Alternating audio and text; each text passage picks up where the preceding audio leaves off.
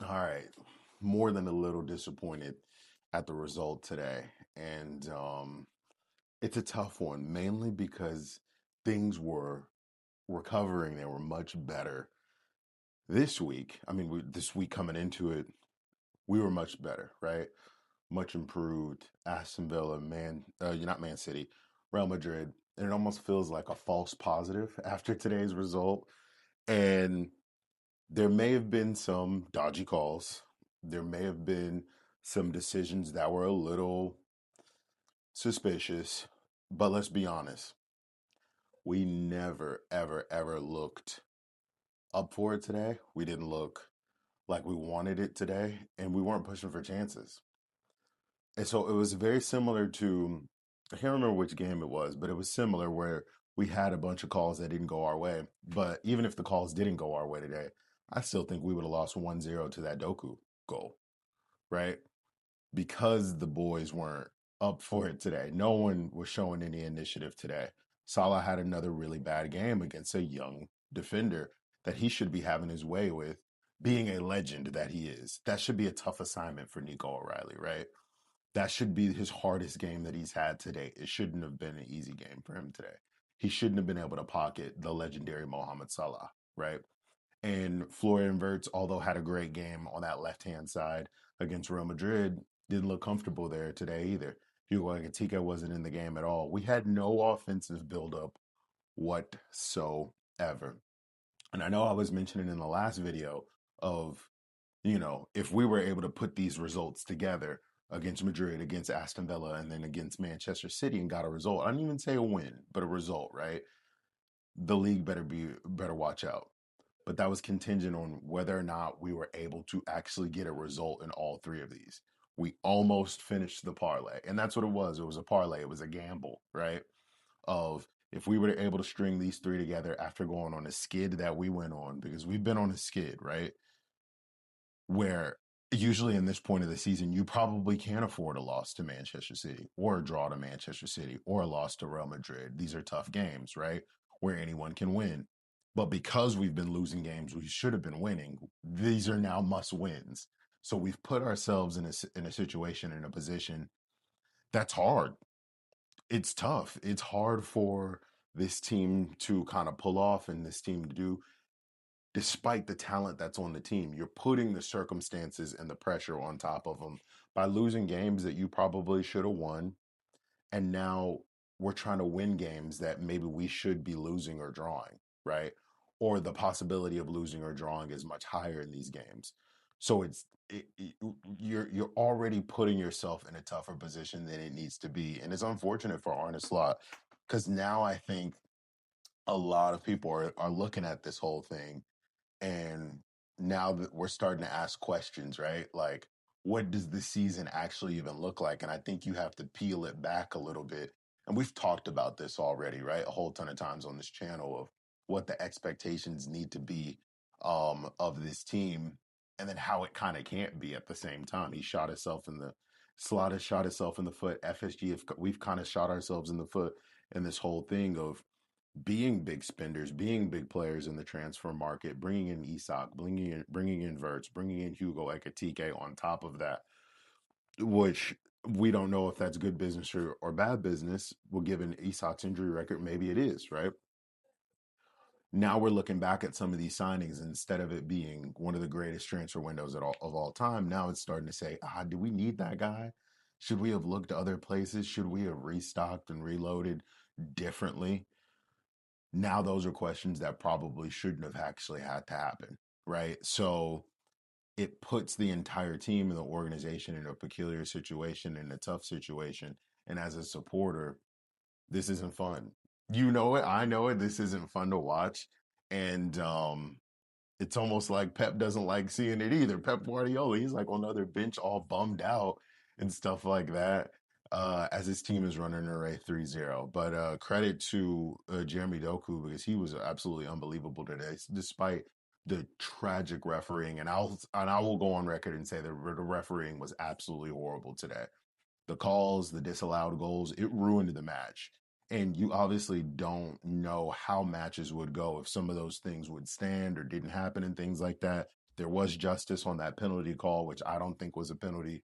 Marmarzashvili ended up saving that goal. He's one of the better young shot stoppers, and I've been saying that even before we got him in the world.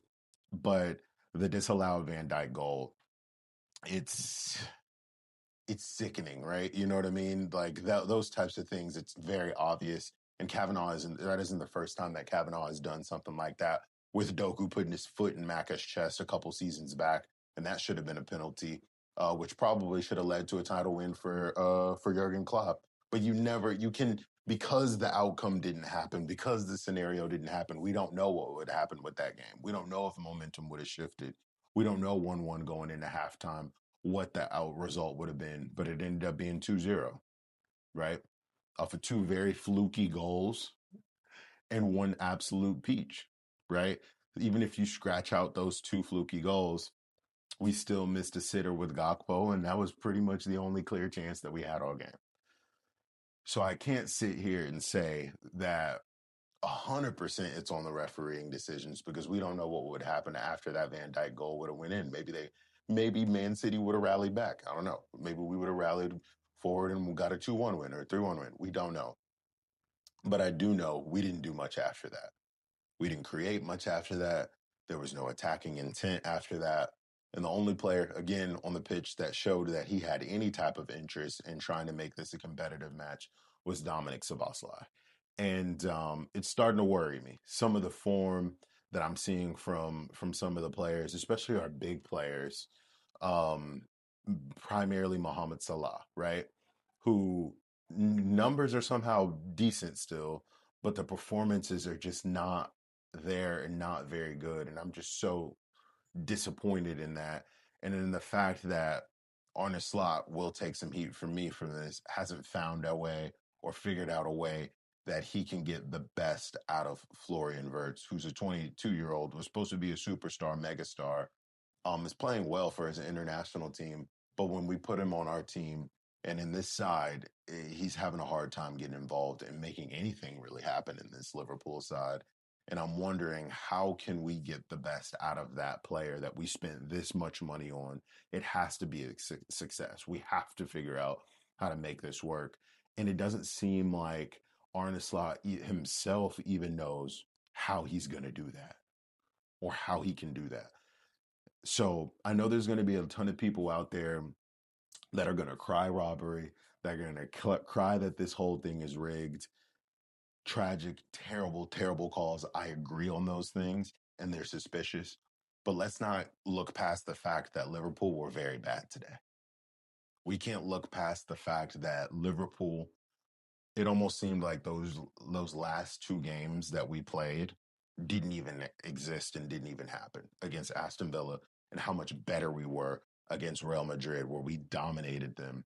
Our press that was there for Real Madrid did not happen. The attacking intent and creativity there for Real Madrid was not there. Mohamed Salah putting in a lot of effort, having one of his best games that he's had without scoring a goal in a long time, wasn't there. Florian Wirtz work rate, effort, pressing wasn't there. Hugo Ekitike being a menace, trying the little flicks and things like that. We could get nothing off. And it was almost like Alexis McAllister didn't even play the game today. And don't even get me on the fact that Ibrahima Konate had one of his worst games to date today. One, causing the penalty, right? I think people are forgetting this part. Causing the penalty by crashing into to Connor Bradley and causing a scramble. And two, really poor defending on that Erling Haaland error. There's a lot of stuff that has to happen and be made right with this Liverpool side. And I want to know what you guys think. Comment down below.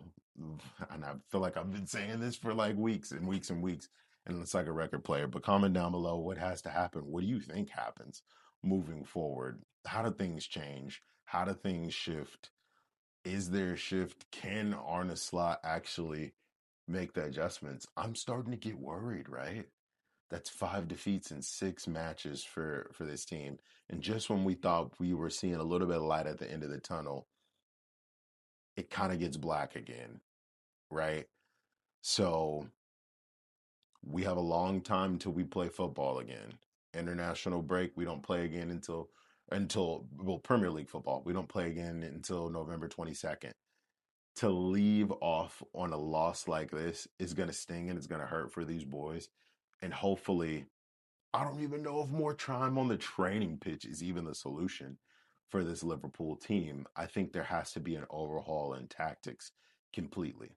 Arne Slot cannot keep playing the way he played last season with the players that he has this year because he doesn't have the players that he has this year.